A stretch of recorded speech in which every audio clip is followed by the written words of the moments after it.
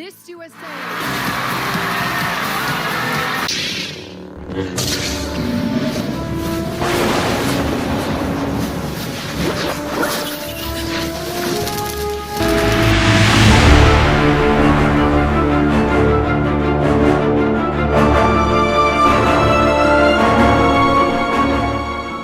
What's good? This is Out on a Limb, hosted by me, Adam Michalesko.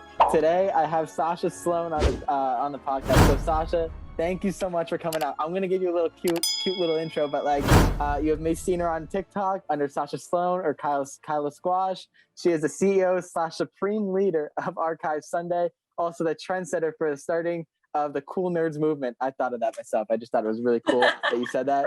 But, Sounds good. I'm now going to give you the honor of, I'm going to say you're the queen of the cool nerds. So so thanks for coming on. Thank you. I'm so excited.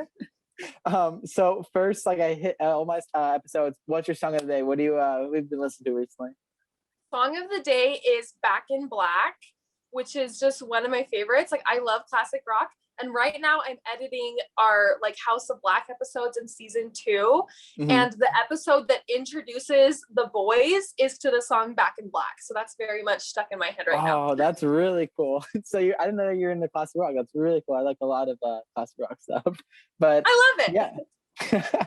But mine is Monsters by All Time Low. I don't know if you've ever heard of it, but I've been listening to the song nonstop recently. Oh, cool. I'll have to look it up after this and listen to it. It's a catchy song. I don't know why. It just is. But first, I gotta ask, what is a cool nerd to you? A cool nerd. Honestly, I think that a cool nerd is someone who's just very confident in the stuff that they like. I think that confidence in general is so attractive. And I think that TikTok has helped people sort of step into their own and find their people to affirm them that yes, I like this thing like Star Wars or Harry Potter or whatever it is, but they feel very confident and secure in themselves that that's something that brings them joy. They like having it in their life and they're not going to apologize for it. I like that a lot. Especially I think that's a really cool thing. But first I want to talk about on how this episode even came about. Literally was scrolling through TikTok one day and I saw your TikTok on how your business just boomed out of nowhere. And you went from your parents' basement to now a warehouse and now you're kind of killing it. So I was I gotta message this girl and I mean, luckily you answered back right away. So thanks for that. Oh, I'm so excited. Yeah, it's definitely been crazy. TikTok is able to show you to so many strangers and kind of open you up to the world in a way that I think other social media platforms haven't really done.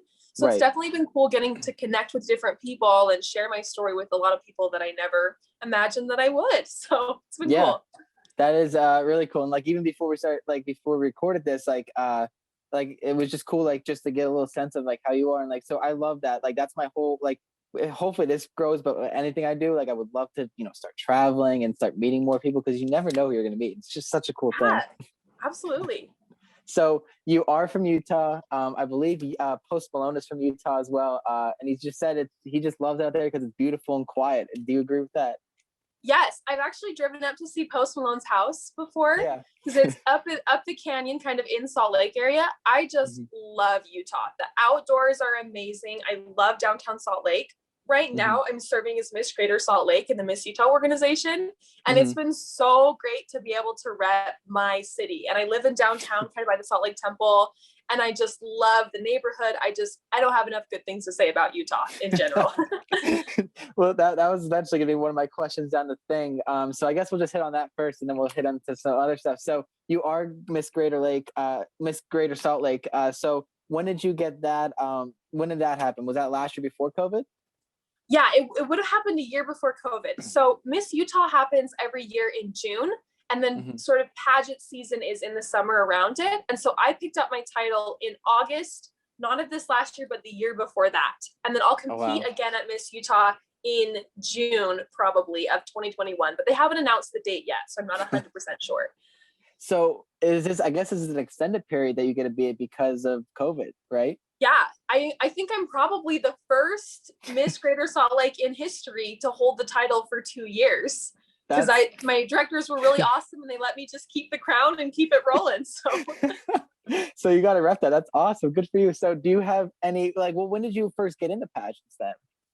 So I actually competed for the first time when I was about 15 in the teen program, in the Miss Utah's Outstanding Teen program. And I definitely did not grow up in a pageant family or a girly family in any way. Like I grew up running wild in the outdoors, starting fires, building forts, catching fish with my hands. Like I was like a wild child. That's awesome.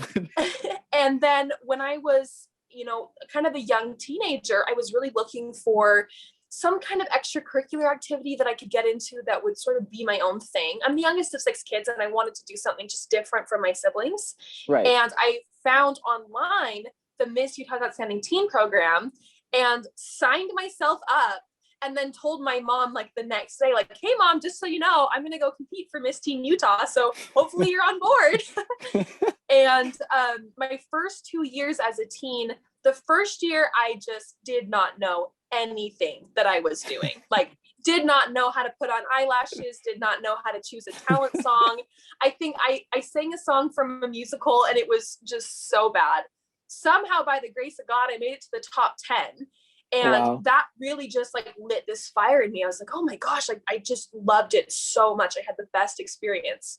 So then I came back the next year and just worked really, really hard. And I made it to the top 5 my second year. And then at that point, I'd aged out of the teen program and knew that I wanted to continue as an adult, but I kind of wanted to wait. So after I graduated high school, I went and worked for Disney for a while. I went and served a mission.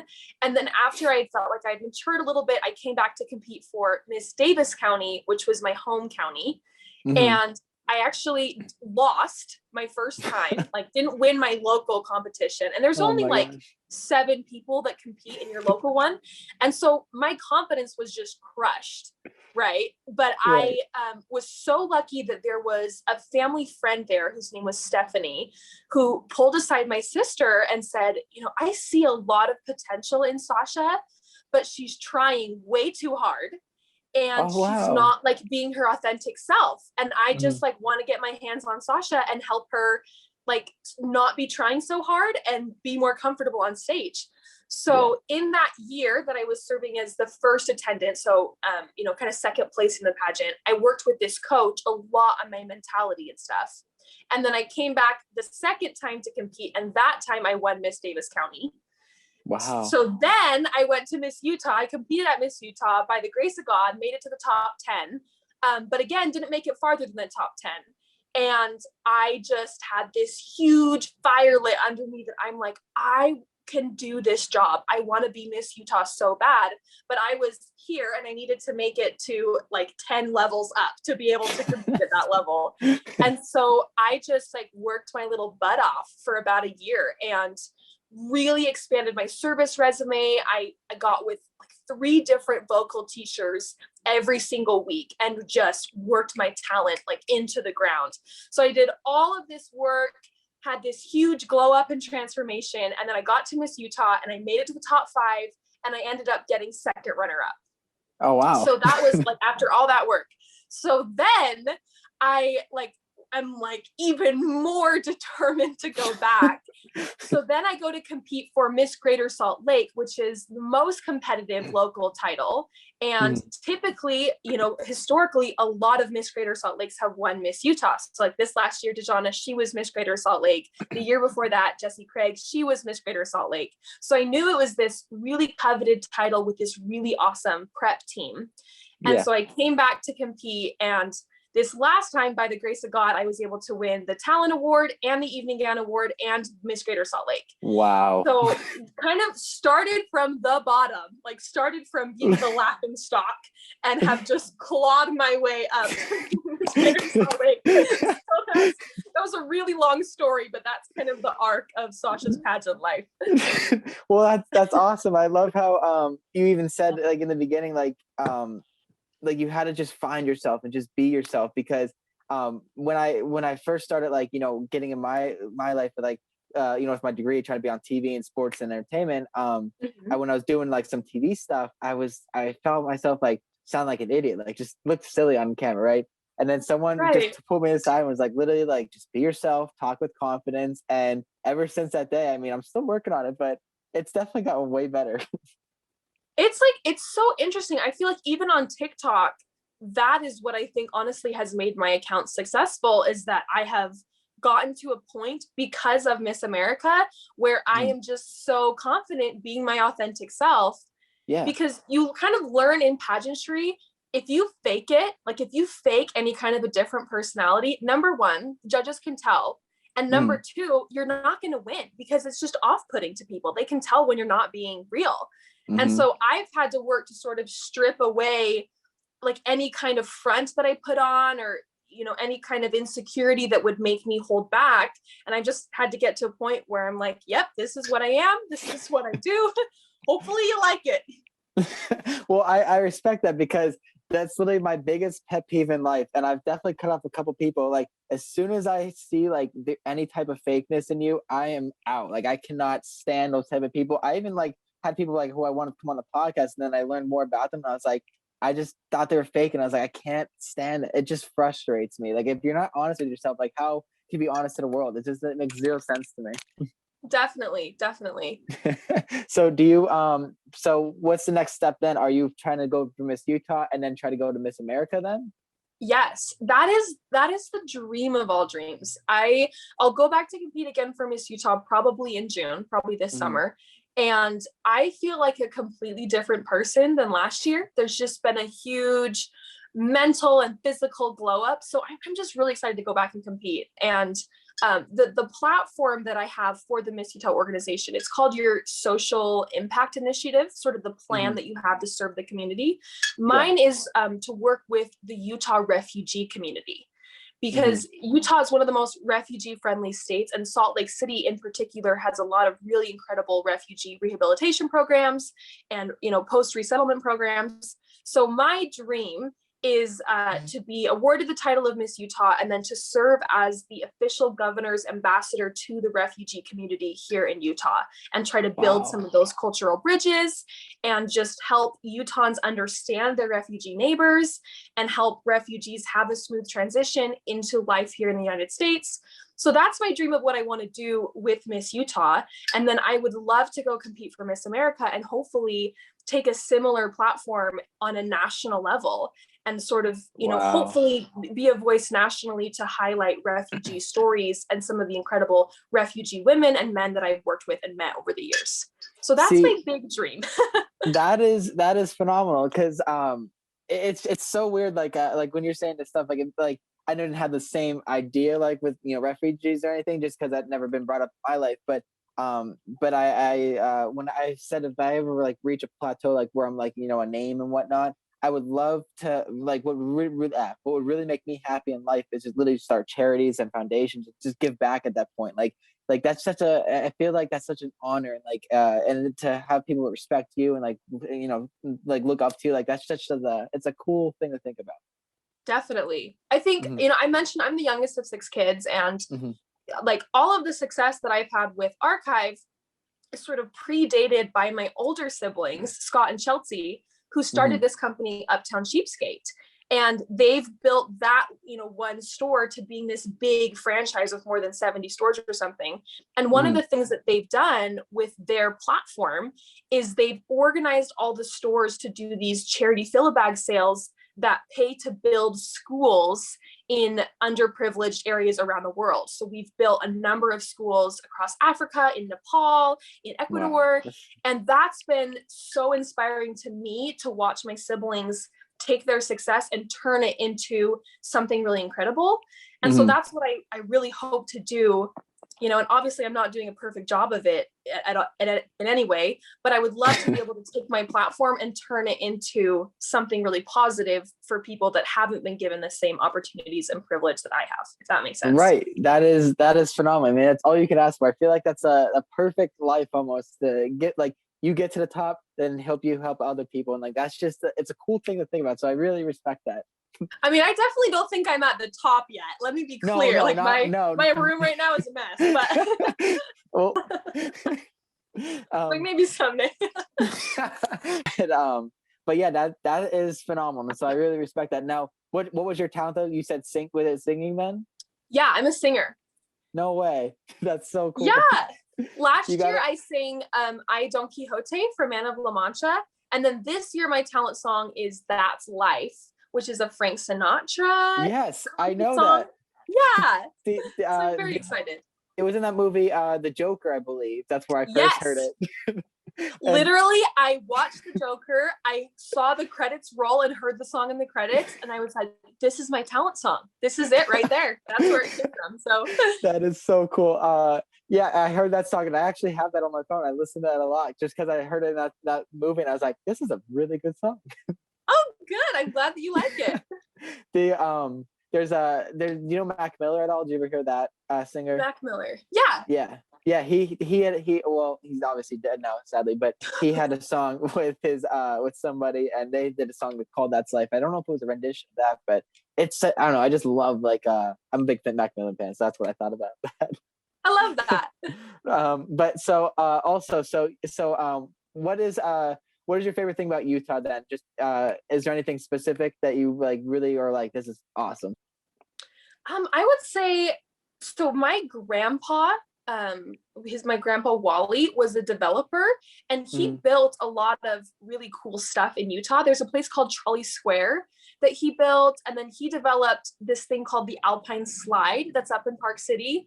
And he developed Salt Air, which is a common place that people go to concerts. So I would say those pieces of Utah that have kind of family history for me that my grandpa developed, those are probably my favorite things and what I like to show people when they come to the city. Yeah, that's really cool. And also Uptown Cheesesteaks there's one in Penn State, so you got to go see that if you're in Penn State, because that's where I have most people who's probably watching this. They're from Penn State. Definitely go to Uptown Cheapskate. But anyway, so I also saw one of your stories one time. So you're a Utah Jazz fan, correct? Yes, I love me the Utah Jazz. I can see the stadium from my window now. No way. So that is, I've ascended into a new level of fandom. Well, so are you also a fan of Joe Ingles then? I saw you post something about him. Oh, I think Joe Ingles is hilarious. I think he's so funny. There's a special place in my heart for Donovan Mitchell. And also I love Rudy Gobert. But like Joe Ingles is hilarious. I could watch him all day. Okay, that's really cool. Well, I'm a Philly fan, so you guys just kicked our butt the other day. So I was kind of good. I love it. That's so funny. But yeah, no, that's really cool. So are you also are you a fan of any other sports, or is it just Utah Jazz? I'm a real big University of Utah football fan. Okay. Ironically, because I go to BYU, which is their rival school. Yeah. But the BYU football program ain't it. That ain't it. Utah football is great. And my dad and brother are both diehard fans. Like they travel with the team. Like they love Utah football. And so some of that has just bled into me, and I just love Utah football now. That's crazy. It's funny you say your brother and father traveled with the team. There was this ex-girlfriend I had. She lived in Philly, and her dad was a huge Eagles fan. And he legit had like a football helmet motor vehicle and would travel with the team in that for years, apparently. Oh my gosh, that's amazing. Yeah, I just thought it was so funny. But okay, so now back to why we're here. I just wanted I had to hit on that stuff. But what are your products to you? Like you do your collage walls, and you have a lot of other, like, what is that to you? Like what type of message you want to give out with that? Yeah. So I think kind of the core idea, and I think what has made Archive really special, is that what I want to do with the company is mix recycling pieces with fandom stuff, if that makes sense. So kind of our biggest product are these collage walls that we make with a mixture of art that I create, that's photos and graphic design and stuff that we do in-house or that we work with other teams to create. And then it's mixed with recycled pages from the books that fandom is lifted out of. And so it's kind of this mixture of, you have some recycled pieces, so you have things on your wall that are vintage, but then you also have this brand new art that represents your fandom in kind of a unique way. And that's kind of one half of what we do. And then we've also stepped a little bit into clothing, and we do I like to think of it as clothing for hot nerds, like clothing that might represent a fandom that they love, but it's still trendy, it's still cute, and they can wear it, and they will know, like, oh, this is my Gryffindor sweater, but no one else will know. So that's kind of the idea behind that clothing line. That is so cool. So, well, I mentioned, told you before the episode that I did an episode with the 50 Days 50 States guy, but he started his idea also in quarantine, and I started my idea in quarantine. You started your idea in quarantine. So, I mean, quarantine had some good effects, I would say. Oh, definitely. I mean, I kind of archive happened because number one, I lost my scholarship because of coronavirus, because I expected to compete in Miss Utah for another year. And that's where I get the money to pay for my college, you know. So all the years of college, I've competed, gotten my scholarship money, gone back to compete again. So this year they wiped out competition, so I couldn't do that. Yeah. And then I was working for this candidate for governor in Utah that I for sure thought was going to win, and he lost. And that was my job. So I kind of lost my job and then didn't have a scholarship. And then it's kind of impossible to get hired in the midst of coronavirus. So at that point, I'm like, there's really no option other than I need to start my own business. I mean, that's a hell of an idea to just come up. I love it. That's awesome. Is that what gave you the business idea from the start? That just all happened. You're like, well, now what? Yeah. I mean, I was literally sitting at home. I got really into TikTok in those first couple months of quarantine. I think like everybody, you know, I got into TikTok in March when the Savage dance was really big. And I was so consuming stuff on fandom TikTok, and I was watching how easy it is to blow up. Like how easy it is to make a good piece of viral content, because the TikTok algorithm doesn't care who you are. It doesn't care what you look like or if you're a celebrity. It only cares if your content is good. And if you have good content, mathematically, it will perform well. And so I had wanted to start getting into video anyway. And at that point, I just had the idea. I'm like, it would be so easy to start a business and advertise it on fandom TikTok. Because if you make it related to Marvel or Harry Potter, people love that stuff. They want to watch that content, and you can very easily sell whatever it is that you want to promote. So awesome. The idea definitely came from watching TikTok and watching the opportunity there and thinking, okay, if no one else is going to capitalize on this, I totally should. So I think I was probably one of the first fandom creators to really monetize my account in a big way by attaching it to a small business. I think you're right. You definitely have to be one of the first. And that is a really cool thing that you did. So I respect that. Thank you. That means a lot. So I saw that you said that a celebrity commented on one of your TikToks. Was it Lizzo? I think you said. Yes. So my cousins and sister and I, some of my cousins, we did a Sailor Moon Halloween costume on Halloween. So we were all the Sailor Scouts from this anime show, and it went super viral, like probably 7 million views or something like that. And Lizzo is one of the people that commented on it, and I love Lizzo. I love her music, and I just like my soul ascended into another dimension. I was so excited. That should be your next song for your pageants, a Lizzo song.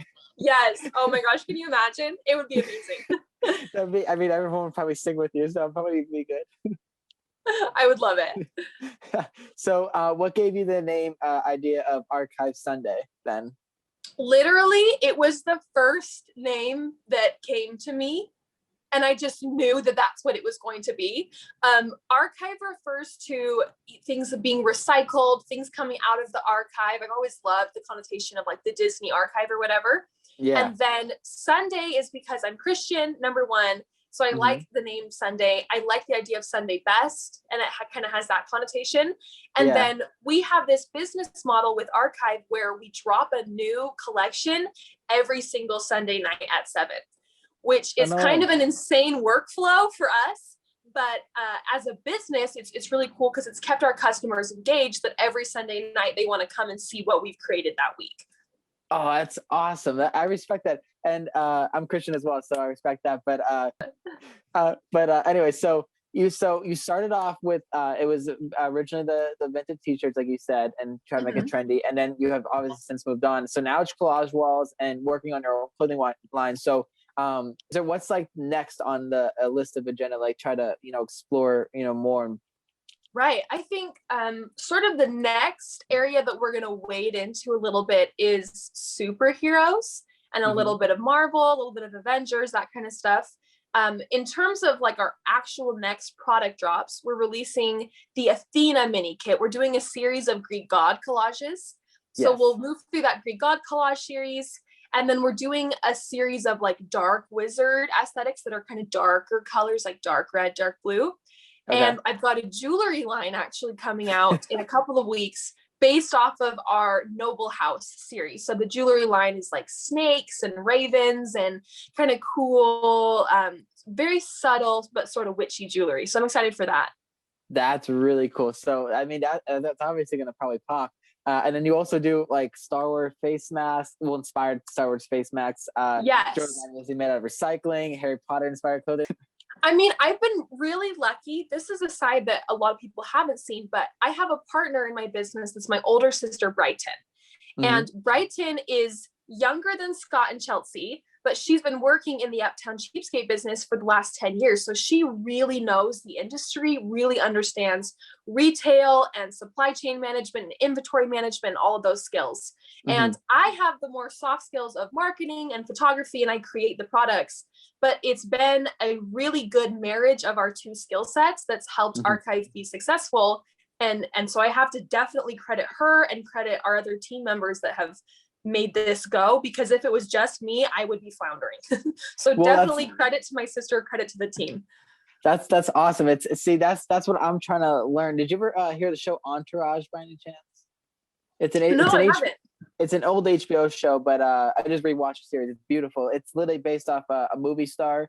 Well, he didn't be he got brought up into being a movie star, and but he's had his best friends and his brother around him his whole life, and like he follows them and like listens to them, and everyone helps in a certain way. So that's kind of reminded me of what you said, like how everyone brings something to the table. Because I'm trying to find, like I have a vision board, and one of the things on there is like who is in my entourage. Like I want to really start thinking about that, because like my idea is like if stuff starts getting big, like I want the people who have been the most true around me and respectful and like understanding and like who can bring what to the table. And like so I'm really trying to find entourage. I mean, you have your siblings, but was there anybody else that like essentially who in your entourage who like you just really trusted?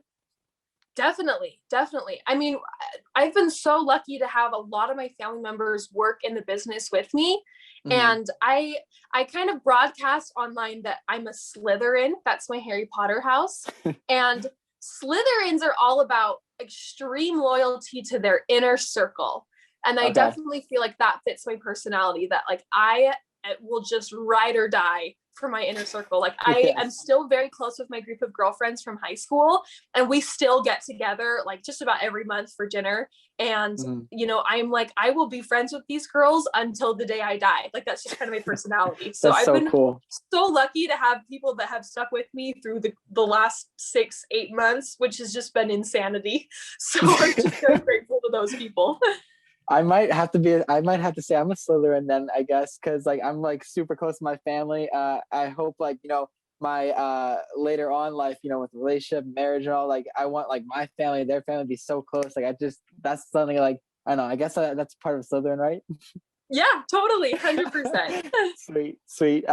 But okay, so you mentioned your House of Black show.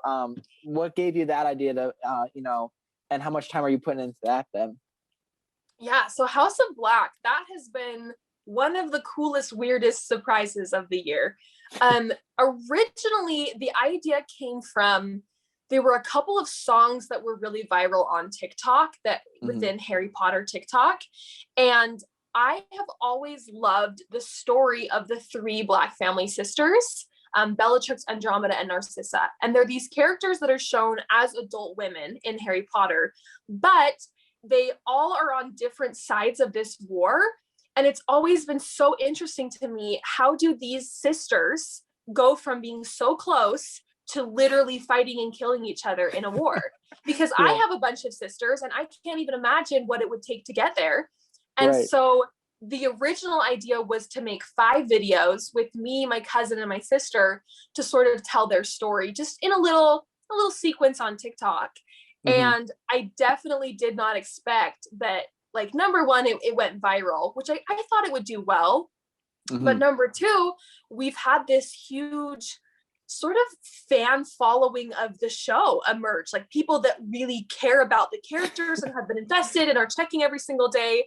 And that just made me want to go, you know, absolutely nuts and go write them a whole TV show, which is what we did. So, so we've been pretty deep into production.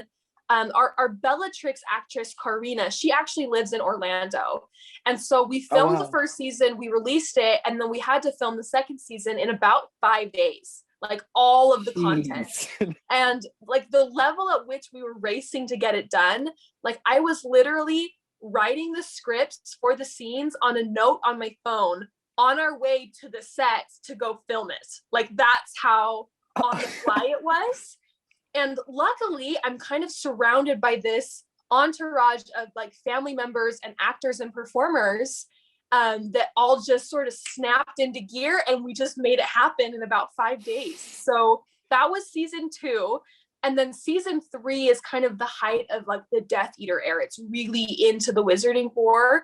And so that one we've taken a lot longer. We've really planned out all the details and the special effects, and we're going to be bringing in a lot more actors and stuff. So season 3 will be kind of an even bigger scale than season 2, but oh my gosh, that's been an ongoing project for the last couple of months. Geez, how do you have time to yourself? Like, it seems like you're doing a lot. I mean, this is awesome. Oh, I don't have time to myself. I don't. Like, I will be honest. Like, you know, whenever I talk to people and they're like, wow, like, you know, what have you been doing the last 6 months? I'm like, I literally have locked myself in my room and worked for like the last 8 or 9 months, because there was a point at which I was in quarantine and I was home alone and sad. And, you know, everyone has gotten depressed in the pandemic, I think. And just, I personally was really missing going out and doing events as Miss Greater Salt Lake, because that was my whole life before quarantine shut down. Was I was doing either events with the political campaign or events within Miss Utah.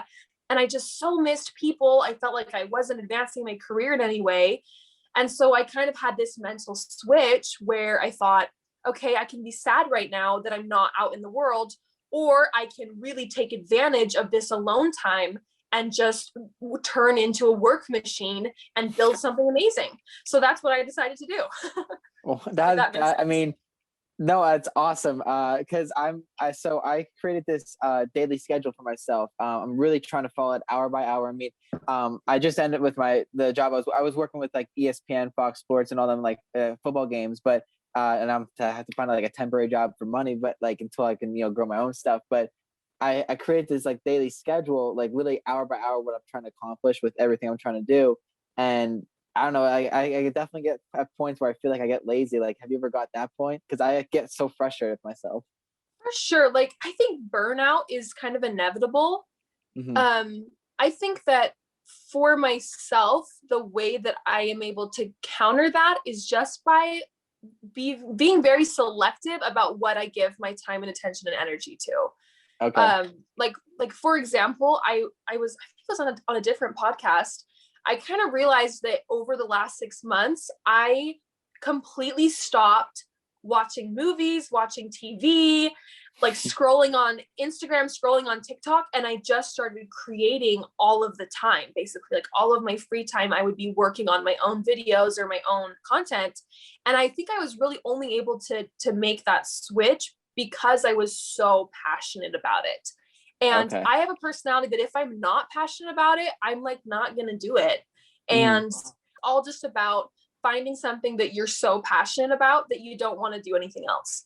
Because if I'm not passionate about it, I won't do it. But if I am passionate about it, I will put my whole soul and heart and blood, sweat, and tears into it. That's where I'm at in my life where I'm just trying to figure out how I can do everything. That's why I felt maybe this daily schedule helped, because I took it as like my baseball practice schedule. Like whenever I had a practice schedule, I always followed it time by time. So that's what I'm trying to do with it now. But I'm just trying, because I know I'm passionate about my stuff. It's just I feel like I get lazy, and like especially I don't know why this is weird for me, but like when I know I can do something, like I know it's there and I know everything is done for it, I like put that off for some reason, and then I come back to it like later on. And, like I just get so mad at myself, and so I need to learn how to beat that. I definitely feel that. I had a friend once who told me that just a piece of advice I've always remembered is that every person needs to have a purposeful struggle, which is like, you need to be pursuing something that you feel like adds value to the world, that you feel like you're making the world a better place in some way. And I think for me, I'm able to kind of work past that whenever I find my why and figure out like, okay, what's the why? Like, what's my big goal and dream of what I'm trying to do with this? And I feel like so cool. with TikTok, there's been a lot more pressure and a lot more criticism that has come as the account has gotten bigger and bigger. And I think I've just had to root myself in thinking about like the 12-year-old girls that follow me and thinking, you know, what am I doing for them every day? What am I showing them? What example am I setting? And I think that's really helped me motivate me when I get to that point of being burnt out or wanting to procrastinate. And I just think about like, okay, like I've got to think of my bigger goal, which is to show up for these girls that look up to me. Oh, I like that. So maybe that's a good way to look at that stuff. I think that's really cool. Now, do you believe in this quote then? Because I just saw this and like, it kind of bothered me because like, so the quote was, you can do anything, but not everything. And that kind of bothered me because I want to do everything I want to. Like, I can't just focus on one thing. I know a teacher in my past has been telling me, you know, you got to like focus on one thing and then keep growing and whatnot. So I know I need to do that, but I'm trying to do everything at once, but I'm trying to break it up. So do you believe in that quote? Oh, absolutely. Absolutely. I think I struggle so much because I have a million passions and I want to go a million different directions. And something that's been hard for me as like a CEO or a business owner is letting go of control. And like, you know, for example, we have to put out a new collection every single week. And in the beginning, I was the person that was pulling all the images for the kids, doing all the photography, doing all the color editing, printing it, staging it, listing it, photographing it, selling it. And in order to grow, I've had to let go of a lot of those pieces and pass it on to other people and trust that they will do a good job. And that has been so hard for me because I'm such a perfectionist and it's my art and I really care about it. But I totally agree. You can't do everything. And if you want to do everything, you need help and you need to be able to delegate and ask for help. So that's been a big lesson that I've had to learn this year. That's what I'm starting to, and since that's my entourage, I'm starting to go to more of my friends and asking for like someone who knows more about something like in terms of like maybe financial stuff or, you know, just anything. Like I've been starting to get to that point. So I know I have to ask for help. So that's what I'm starting to get to. So that's a good point you brought up because I also, I read this book. I'm going to promote it really quick. It's called Daily Dose of Sanity. It's literally a page a day I read in the morning, and like it's about and like has all these cool ideas. And the one I just read today was saying that there was somebody, it was a kid in college, and he went into his math class and there was 2 problems on the board. He wrote them down, did a homework and turned it in. The next day the teacher was like, how did you do these? And he's like, well, I thought it was homework. And he's like, well, it wasn't. They were deemed impossible to solve and you solved them. And he was like, wow. And so that I guess the message behind that is like creating my own path and being the first to do that instead of like under like someone you like instead of because I used to look up I guess people who have done something and then how they guided themselves, and like maybe that was the first time they've ever heard of someone doing that. I don't know if that any of that makes sense, but like I think like being able to be brave enough to step outside of what's expected of you and break the norm, I think that's so rare because, you know, most people kind of want other people to tell them what their life should be. They want a job, they want instructions, they want a clear path to follow. And I think that it's pretty rare that there are people that are crazy enough and, you know, ambitious enough that they say, okay, I'm not going to follow that traditional path. That's not for me. I'm going to go blaze something of my own. And, you know, that's something that I hope to do in my life, but we'll see how it goes. I think you're currently doing it, so that's a good thing. Thank you.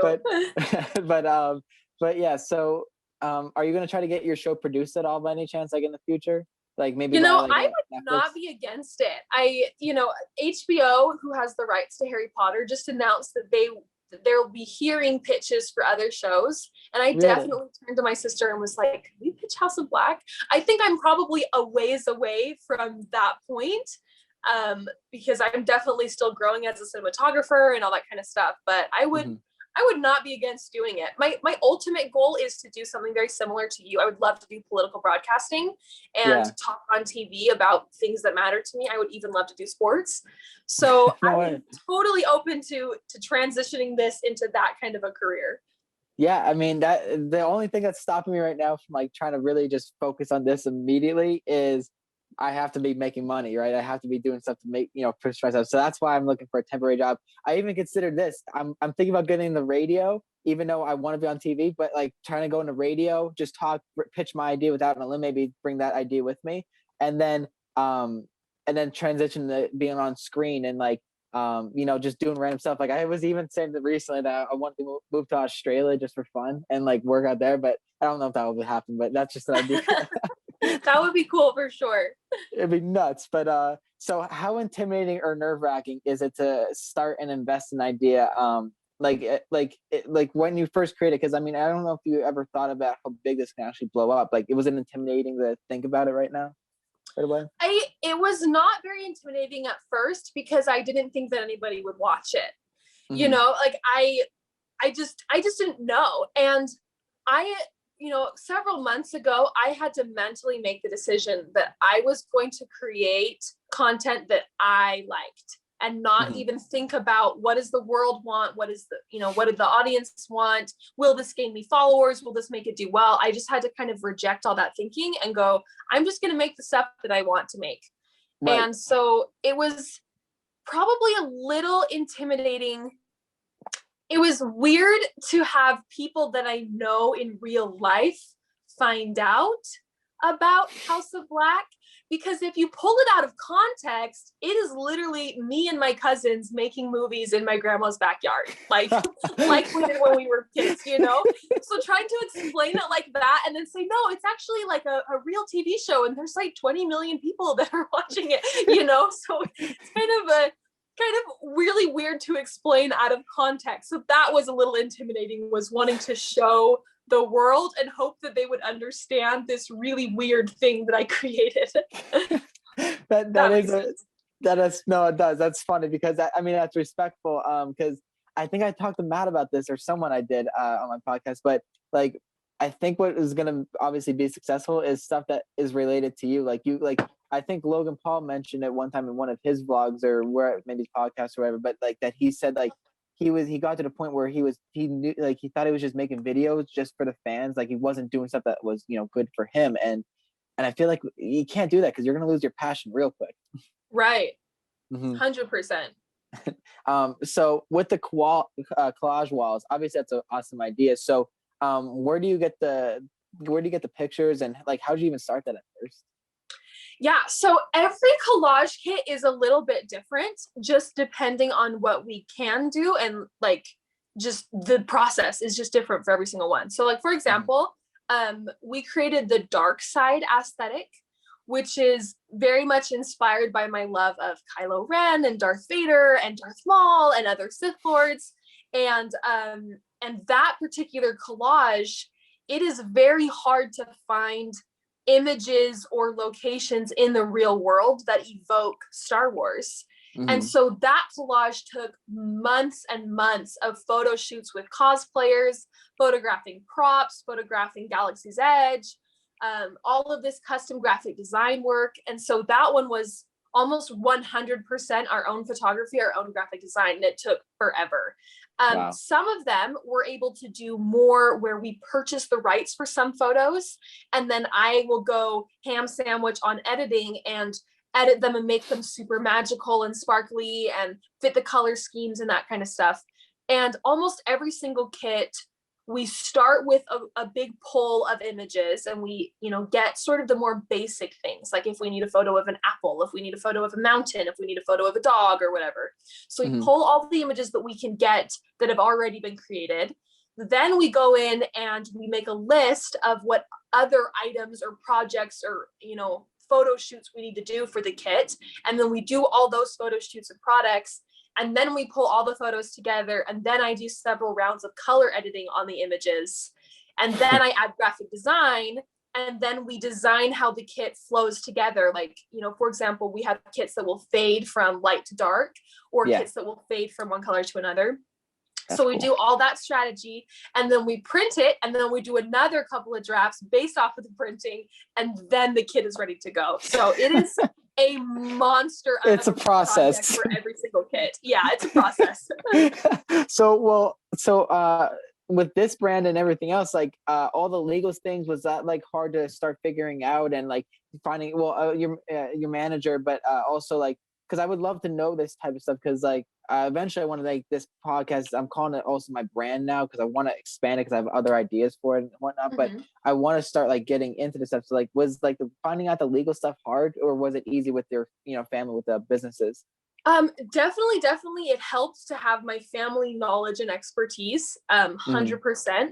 I think there are a lot of really good free online resources, like particularly on YouTube, for things like how to get a trademark, how to get a business license, I am really self-taught in almost everything that I do. Like my college degree is very, very unrelated to what I do with my business.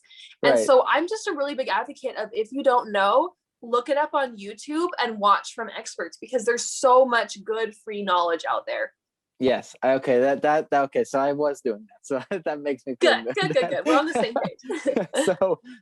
So possible idea. I don't know if it's possible at all, but like, would it, like someone was maybe asking for a custom collage and tells you like what they want? Is that hard? Yes. I mean, we get requests for that all the time, and I'm like, maybe down the road if we had a big team of designers, but I don't think people have any idea how much time goes into each one. And so if I were to do a custom collage, I would charge probably thousands of dollars. Wow. So I'm not sure that would quite fit yet, but what we're trying to do is get to a point where we have a mini kit, like a 30 image collage kit for each like very niche aesthetic, like light cottage core in green, dark academia in blue, so that we can have very winnowed down to people's personal aesthetics so that they can mix and match. And that's been a cool piece of archive, is seeing how people will get like the dark side and the dark wizard and the cunning aesthetic, and they'll mix them all together and create something that's very unique, and they'll incorporate their own art and their own photos. So it kind of becomes a little bit collaborative with the customer. So that's kind of the direction that we're hoping to go, that people can kind of make their own custom thing based off of the building blocks that we give them. I like that. Well, because as you can see, this is a mess right now. Like, it's just a bunch of stuff I threw up that I thought would be cool for a background. But so, I mean, maybe we'll get an out on a limb one going, just for once. Oh, I love it. That's so cool. But what is your big business goal then? With Archive Sunday then? Like a big goal? Yeah. Oof. My older sister, Chelsea, and I feel shy even saying it out loud, but she was Forbes 30 under 30 for her business. No way. And that is just like an elusive dream of mine. I would love to be Forbes 30 under 30. That's kind of a number in my mind. I think when I started Archive, I remember thinking like 6 figures. That is where I want to get. I want to get to 6 figures in sales in the first year. Like, that is my ultimate goal. And we ended up passing that goal in the first 100 days. Jeez.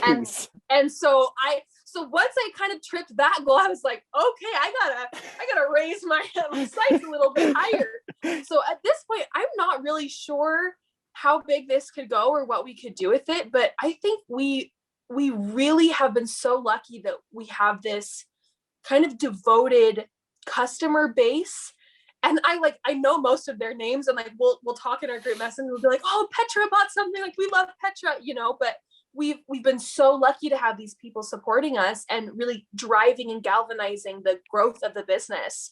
So that's the ultimate thing that I care about the most, is I want to keep making stuff for these fans, and I want to keep creating art that helps them feel like they're putting themselves inside of their favorite universes.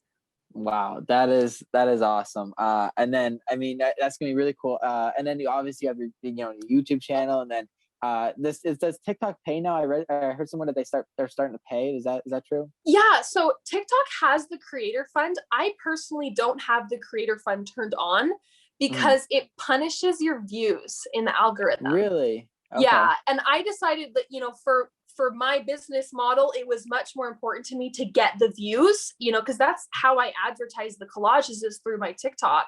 And I'm like, it's so much more important for me to get my stuff out than to have the creator fund, because it's not a great payout for how much you create, if that makes sense. However, YouTube is much easier to monetize. So I'm hoping that I can figure out YouTube in the next year, because I have posted almost nothing.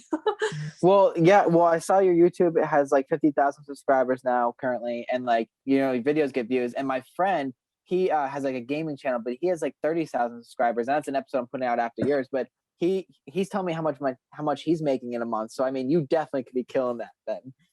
That would be really cool. I have not made a video for YouTube yet. The only things I posted on there is like TikToks that I've just cross-posted. And so that is on my to-do list, and something I'm really hoping I can do in the next year is get kind of rolling on YouTube. But it's a little intimidating for me. So I hopefully I figure it out. Well, if you need any help, I got you. We could I mean, I'm not an expert at it by any means, but like I'm getting used to it. So if you that would be awesome. Definitely. do you edit like using Premiere Pro or anything then, or like for your TikToks? I actually edit using Splice, just the app on your phone. Does the same thing. My friend does the same thing. It's so easy. It's so easy. And I think that's honestly one of the keys to my success, I would say, is that I edit so fast. Like I will get off of a photo shoot with footage and I'll be like boop, boop, boop, boop, in the back of the car, and I'll have an edit within like 10 minutes. That's you know? crazy. And so I think that people think that I spend longer on the edits than I actually do. Because at this point they're pretty formulaic. Like I kind of know what works and what doesn't. And so that's a big piece of advice that I would have for any new creators is don't overthink your editing and learn how to do it in a very, very fast way, because TikTok has such a short lifespan on any video. Like anything you post in about 2 or 3 days, it's old news, which is really different than YouTube or Instagram or Facebook, where content just has more longevity. And so you have to be really quick on your TikTok edits, and you have to be able to hear an audio and in the same 24 hours or 48 hours, put something out with that audio. So it's a very fast-paced world. I hope people understand, but like editing this stuff gets so hard. Like it's so time consuming. So it's like, that's crazy that Spice is just that quick. Yeah, I would say definitely use Spice. And then the app that I use for colors is the app Prequel. And that's what I do to put like kind of a quick color edit. And actually, this was so exciting. Prequel just reached out to me, and I'm going to be partnering with Prequel on some stuff. So that'll be cool. So that's awesome. That. That's awesome. Congrats. I actually just got my first sponsorship. It's this thing called Javita. So guys, we got our first sponsorship in the books. Thank you to Javita.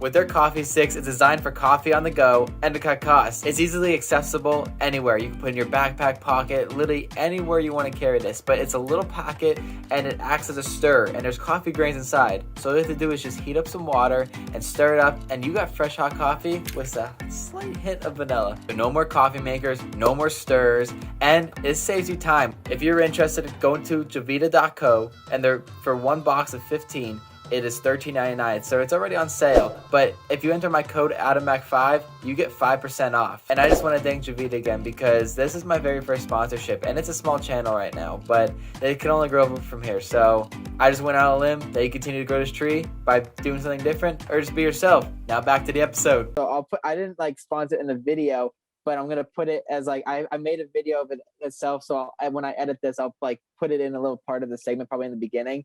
But it's like it's my friend who he's like an entrepreneur, and he created this, or someone created a coffee brand idea, and he like started it, and he actually wanted me to ask you. So I mean I'll edit this part out, but like it's like literally a coffee stick. Like there's coffee inside of this, like these little holes, and like all you do is just heat up water and just put this in and stir it up, and it's like fresh hot coffee. It's like 2 seconds.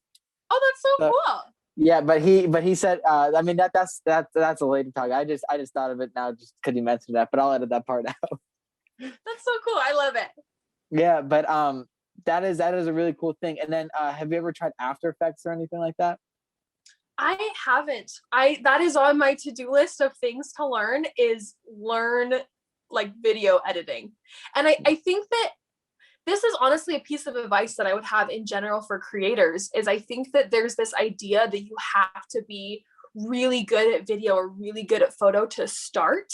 Mm-hmm. I read a quote once that just totally changed my perspective. And it talked about how people that get drawn to create art or create media, it's probably because they already have good taste. Right? Like if you want to start making music, it's probably because you love music and you can tell what is good music.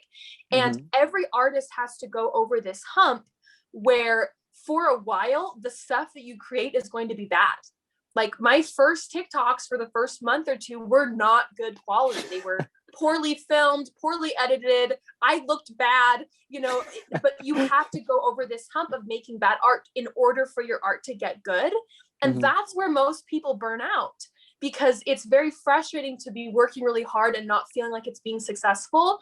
But you have to just push through that initial barrier of entry so that your art gets better, so that you finally have success. But it's difficult as artists when we have such good taste and we can tell that what we're creating is not quite as good as we want it to be.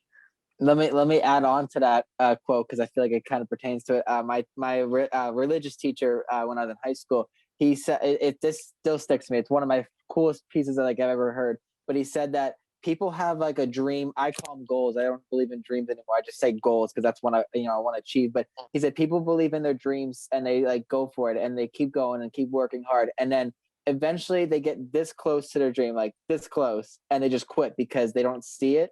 But they were just that close and they don't understand. Like that just blew my mind. So that sticks to me. So that's why anything I put my mind to, like, I just can't stop it, because like, what if I'm that close? Like, I don't want to live life on a what if. And so that kind of hits me.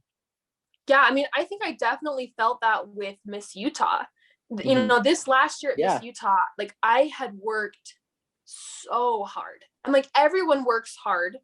And, so it's not like I deserved it any more than anybody else. But I think that for my family, especially watching me, to work so hard and to see so much growth over the last 7 years and then to fall short and to be this close to winning and not pull it off. I think that was a moment where literally every person in my family was like, don't do it again. Like, why would you do it again? It's not going to happen. Like, you do not have what it takes.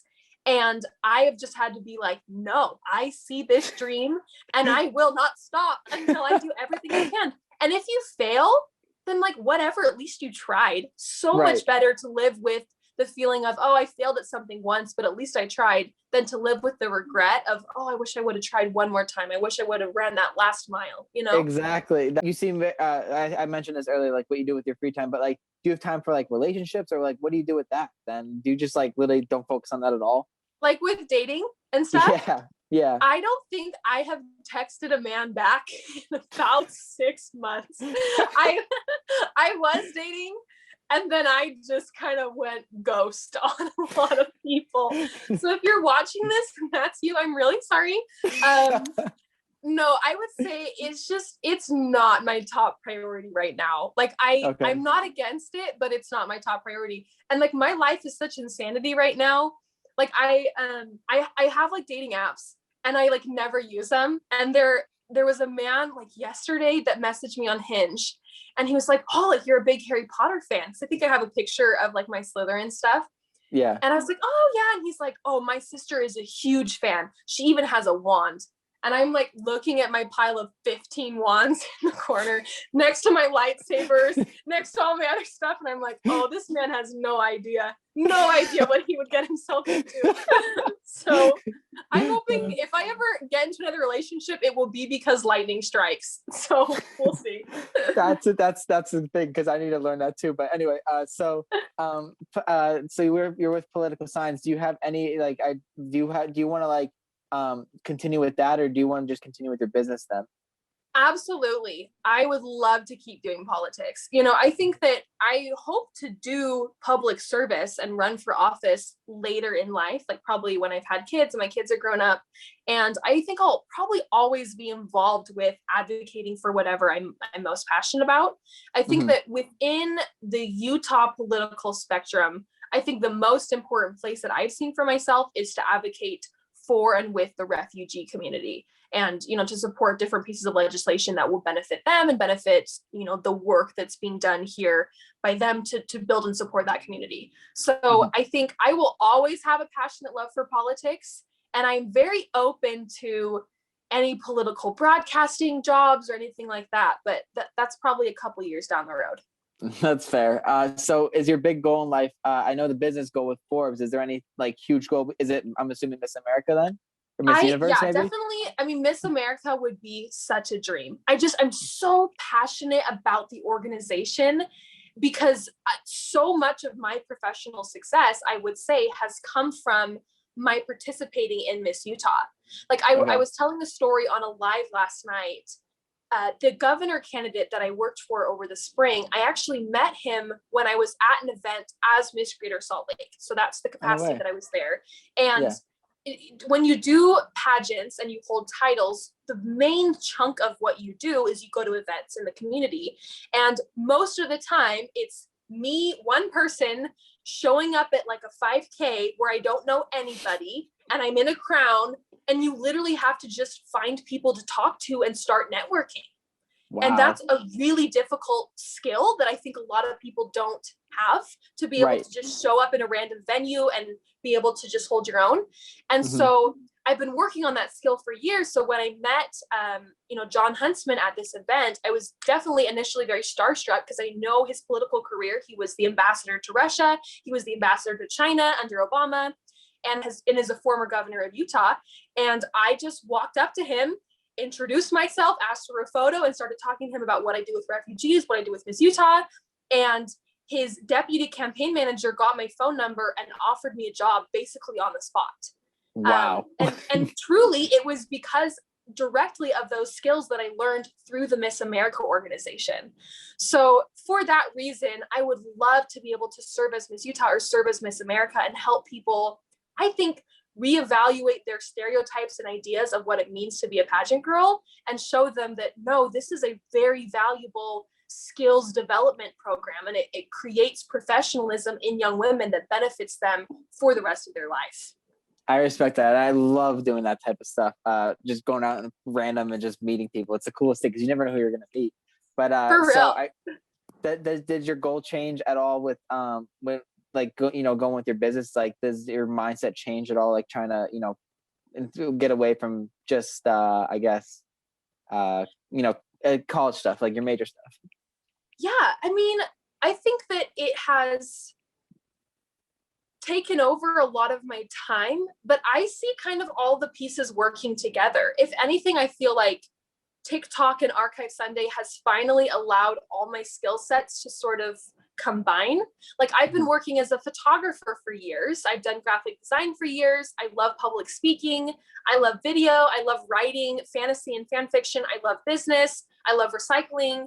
And so kind of all of these pieces were able to combine together to make Archive Sunday. So I don't think it's a shift as much as finally being able to have like a stage and a venue to do what I wanted to do. Did you think about going on Shark Tank at all, like in advertising your product or anything? Oh, I would love to go on Shark Tank. I think I need to look into applying, because I watch Shark Tank religiously. I just enjoy it so much. So I think I would be very starstruck, but very excited if I ever got that opportunity. All right. Well, then, quick question then. So between Marvel, Star Wars, Harry Potter, what is your favorite or what's your favorite series out of anything? Oh, that's a good question. I think the world of Harry Potter. If I could go live in any universe, it would be at Hogwarts in Harry Potter. I love the characters in Star Wars the best. I enjoy watching the Marvel movies the most, if that makes sense. That was a very political answer. But so, okay, well, we're going to have to give your character name. I'm going to name you Queen Esprit, just because I saw it on your social media, Esprit. So we're going to put Queen. I had to give it a try. Sounds good. So who's your favorite character then out of any of those series? Ooh, definitely Kylo Ren. Ren, like on another level. I love him in a way that I cannot explain or describe. He's the best.